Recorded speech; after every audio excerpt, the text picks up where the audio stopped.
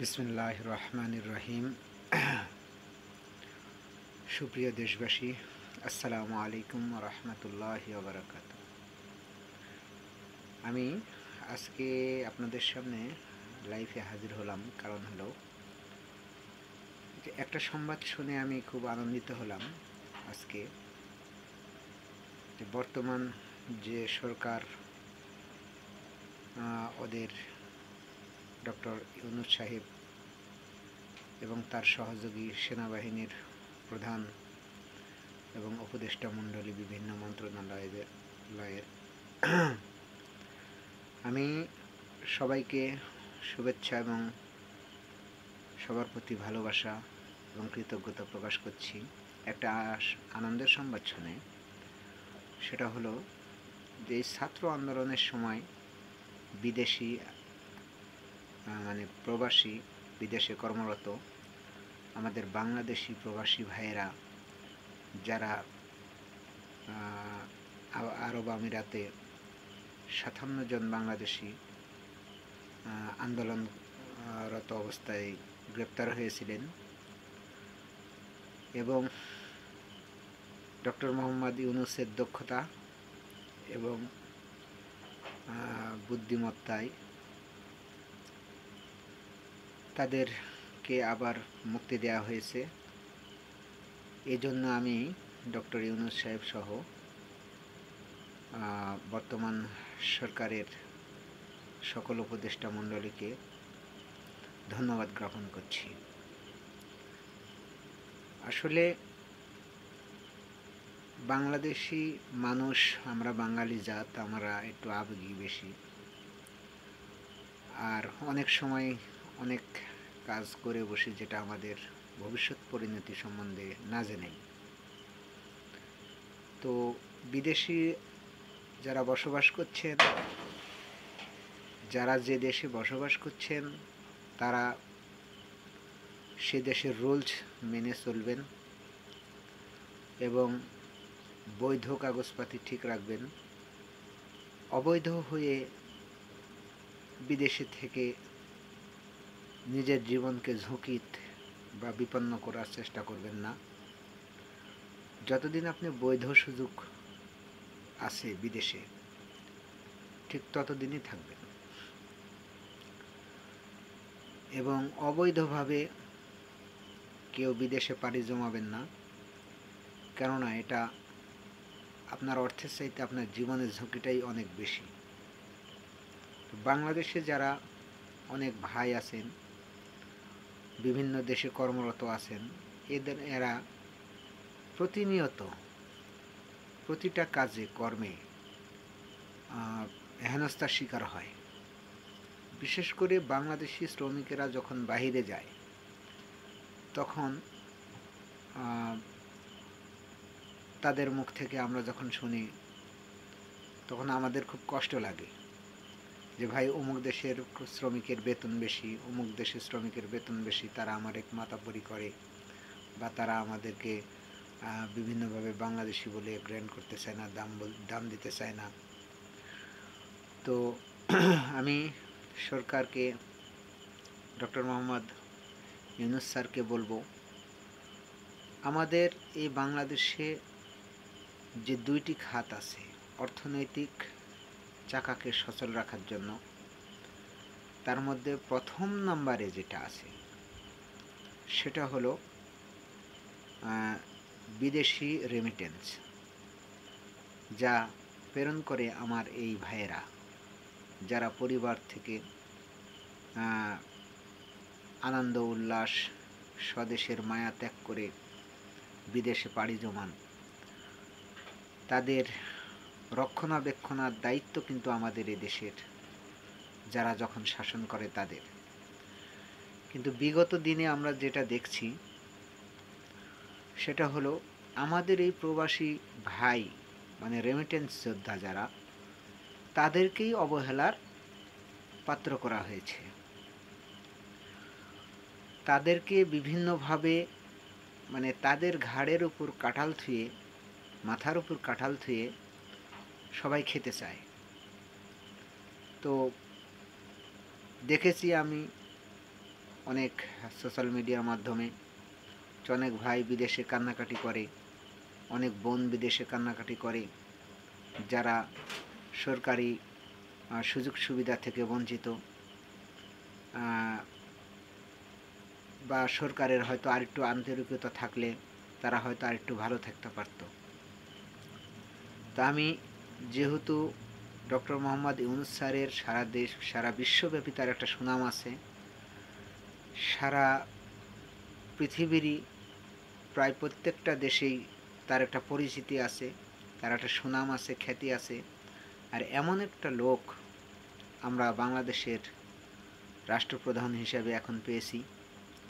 তো তিনি যে কয়দিন থাকবেন বা আমরা তাকে যে কয়দিন সম্মানের আসনে রাখব, তিনি যেন তার মর্যাদা ঠিক রাখে এবং এই প্রবাসী ভাইদের জন্য কিছু যেন করে যান।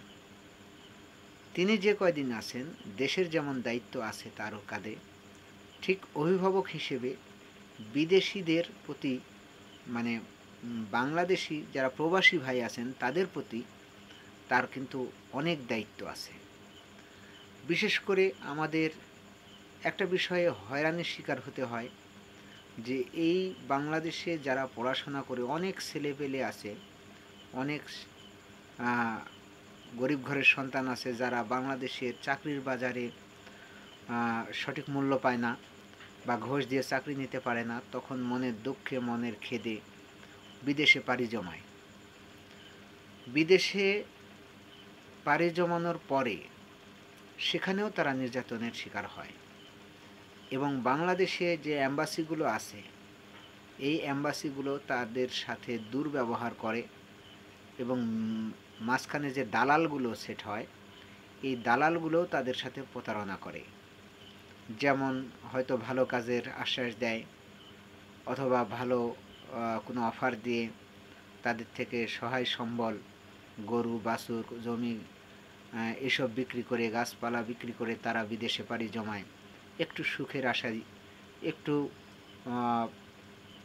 ভালো থাকার আশায় যে আমি 5টা বছর কি 10টা বছর কর্ম করে আসি, দেশে হয়তো কিছু অর্থ নিয়ে আসলে একটা ব্যবসা বাণিজ্য করে খাবো, নিজের পায়ে দাঁড়াতে পারবো, এমন একটা স্বপ্ন নিয়েই কিন্তু প্রবাসী ভাইয়েরা বিদেশে পাড়ি জমান। কিন্তু এই মাঝখানে দেখা যাচ্ছে যে এই দালাল চক্র বা যারা মধ্যস্থতা করেন এম্বাসির সাথে বা বিদেশের সাথে, এই চক্রটি তার এই অসহায়ত্ব সুযোগ নিয়ে তাদেরকে একবারে হেনস্থার শিকার করে এবং তাদেরকে সহায় সম্বলহীনভাবে মিথ্যা প্ররোচনা দিয়ে এক কাজের আশা দিয়ে আরেক কাজ এবং তাদের ভালো কোনো কাজের আশ্বাস দিয়ে পরবর্তীতে তাদের সেই কথা রাখছে না বা তাদের সাথে প্রতারণার শিকার করা হচ্ছে। এমনকি দুঃখ লাগে যে একজন ভাই, একটা ভাই যদি আমার বিদেশে মারা যায়, সেই ভাইটার লাশ বাংলাদেশে আনতেও তার পরিবার থেকে খরচ দিতে হয়। যার যে মেশিনটা সারা জীবন আমাদের জন্য দিয়ে গেল, যে মেশিনটা আমাদের জন্য অক্লান্ত পরিশ্রম করে আমাদের রেমিটেন্সের সাথে জাতীয় অর্থনীতিতে যারা অবদান রাখছে, তাদের লাশ নিতে গিয়েও বিমানবন্দরে বিভিন্নভাবে হয়রানি হতে হয় এবং তারা বিমানবন্দরে যাওয়ার সময় এবং আসার সময় লাকেশ চুরির মতো একটা ঘটনাও ঘটে। এই যে কষ্টগুলো প্রবাসীরা বারবার বিভিন্ন সরকারের সময় বিভিন্নভাবে আবেদন করে থাকে, তারপরেও এরা কোনো প্রতিকার পায় না। তো আমি বর্তমান যে দায়িত্বে আছেন ডক্টর মোহাম্মদ ইউনূস স্যার, আমি তাকে অনুরোধ করব অন্তত এই প্রবাসী ভাইদের জন্য আপনি কিছু একটা করে যান। আপনি এই প্রবাসী ভাইদের জন্য আপাতত যে তারা যেন দেশের এই বেকার সম্প্রদায় যারা লেখাপড়া করে ঘুষ দিয়ে চাকরি নিতে পারছে না, তাদের জন্য আমাদের প্রতিবেশী ভারত থেকে 30, 35, 40 হাজার টাকায় তারা মালয়েশিয়া, ওমান, কাতার, সৌদিতে তারা পাড়ি জমাতে পারে কাজের জন্য যেতে পারে, অথচ এই এতটুক ব্যবধানে আমাদের বাংলাদেশ থেকে একটা ভাইয়ের 4 লক্ষ, 5 লক্ষ, 6 লক্ষ, 7 লক্ষ, কোনো কোনো দেশে 8 লক্ষ, 10 লক্ষ, 12 লক্ষ পর্যন্ত টাকা এরা হাতিয়ে নেয়। এই যে সিন্ডিকেট, এই সিন্ডিকেটের বিরুদ্ধে আমি আশা করব বর্তমান দায়িত্বে যারা আছেন, প্রবাসী কল্যাণ মন্ত্রণালয়ের দায়িত্বে যারা আছেন, বা সরকার প্রধানের দায়িত্বে যারা আছেন, সেনা প্রধানের দায়িত্বে যারা আছেন, তাদেরকে আমি অনুরোধ করব, এই যে 5 তারিখের যে আন্দোলনটা হলো, এই আন্দোলনে আমাদের ছাত্র ভাইয়েরা যে অংশগ্রহণ করেছে, তারা যেভাবে এই জাতির ক্লান্তি লগ্নে তারা যেরকম রক্ত দিয়েছে, জীবন দিয়েছে, পঙ্গুত্ব বরণ করেছে, তারা যেমন সশরীরে থেকে এই স্বৈরাচার বিরোধী, বৈষম্য বিরোধী আন্দোলনে অংশগ্রহণ করেছে, তার চাইতে আমাদের প্রবাসী ভাইয়েরা কিন্তু কম করেনি। শুধুমাত্র তারা আমাদের সশরীরে হাজির হইতে পারেনি, এছাড়া তারা যেভাবে সাপোর্ট দিয়েছে শুধুমাত্র বাঙালির দ্বারাই সম্ভব। বিদেশি ভাইয়েরা যেভাবে আমাদের এই আন্দোলনে সহযোগিতা করেছে, এক কথায় এটা মানে তাদের অবদান অস্বীকার করা যাবেই না, বরঞ্চ তাদেরকে সবসময় আমাদের মাথার মুকুট করে রাখতে হবে। তারা বিদেশে যে ভাইগুলো আছে অনলাইনে যারা সবসময় কথা বলেন, যেসব ভাইয়েরা রাজনীতি বা অর্থনীতির বিশ্লেষণ করেন, তারা যেমন অবদান রেখেছে, ঠিক আমাদের এই প্রবাসী ভাইয়েরা মোবাইলে বা রেমিটেন্সের ক্ষেত্রে যে অবদান রেখেছে, তারা যে সাপোর্ট দিয়েছে, পৃথিবীতে বিরল একটা জিনিস আমি লক্ষ্য করেছি এই 5 তারিখের আন্দোলনে। তারা যে রেমিটেন্স বন্ধ করে দিয়েছিল, তাদের যে একটা উদ্যোগ সত্যিই প্রশংসনীয়। সেই দিনে দেশ স্বাধীন হোক বা না হোক, তাদের অবদানের জন্য আমি তাদের কাছে কৃতজ্ঞতা স্বীকার করেছি সেই দিনে, যে তারা যে চেষ্টা করছে।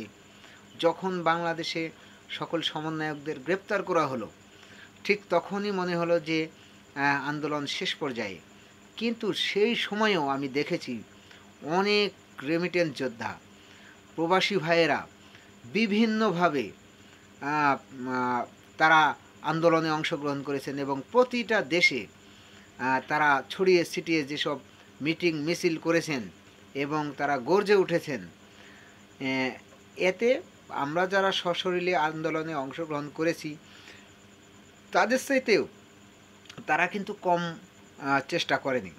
তো আমি স্যারকে অনুরোধ করব, আমার এই প্রবাসী ভাইদের জন্য আপনি অবশ্যই কিছু একটা করে যাবেন, যাতে বেকার সম্প্রদায়গুলো, অন্তত বিদেশে কর্মরত অবস্থায় যদি কোনো ব্যক্তি মারা যায়, সে যেন তার সরকার তার আসা যাওয়ার খরচটা বহন করে, এবং যারা বিদেশে যেতে চায় তাদেরকে যেন শুধুমাত্র সরকারি যে খরচটা আছে সেই খরচের মাধ্যমে 50,000, 20,000, 70,000, 60,000, অন্তত 1 লাখের মধ্যেও যদি হয়, 1 লাখের মধ্যেও যদি হয়, তাহলে এখনই দেখা যাচ্ছে যে আমাদের দেশের অধিকাংশ বেকার ছেলেপেলে, যে আমি 10 বছর বাইরে থেকে আসি বলে যে কেউ যেতে পারবে। তো আমি স্যারকে অনুরোধ করব, এবং যারা সরকারের দায়িত্বে আছেন সবাইকে অনুরোধ করব, আমার এই প্রবাসী ভাইদের জন্য কিছু একটা করুন। এটাই আমার আজকের এই অনুরোধ। আর যে ভাইগুলো মুক্তি পেয়েছেন তাদেরকে অচিরেই সসম্মানের সাথে আমাদের দেশে, যদি তাদের দেশে রাখার মতো হয় তাহলে রাখবেন, না হয়তো আমাদের দেশে চলে আসবে। তারা কিন্তু পরিবারে আর্থিকভাবে ক্ষতিগ্রস্ত হবে। তো আমি প্রবাসী ভাইদেরকেও বলবো, আপনারাও আওয়াজ তুলুন, আমরা দেশের থেকেও আওয়াজ তুলব, যে এই ভাইগুলোকে যেন সরকার তাদের ক্ষতিপূরণের ব্যবস্থা করে, এবং তাদেরকে যেন পরবর্তী যদি কেউ বিদেশ যেতে চায় তাদের সে কাজে যেন সরকার অর্থ খরচ করে। এই জন্য আমি বর্তমান সরকার প্রধানকে বিশেষভাবে অনুরোধ করব, আমাদের এই প্রবাসী ভাইদের জন্য কিছু একটা করে যান। এটাই আজকের আমাদের এই চাওয়া, আমরা যেন সুখী, সুন্দর, সমৃদ্ধশীল বাংলাদেশ গড়তে পারি। আসসালামু আলাইকুম ওয়া রাহমাতুল্লাহি ওয়া বারাকাতুহু।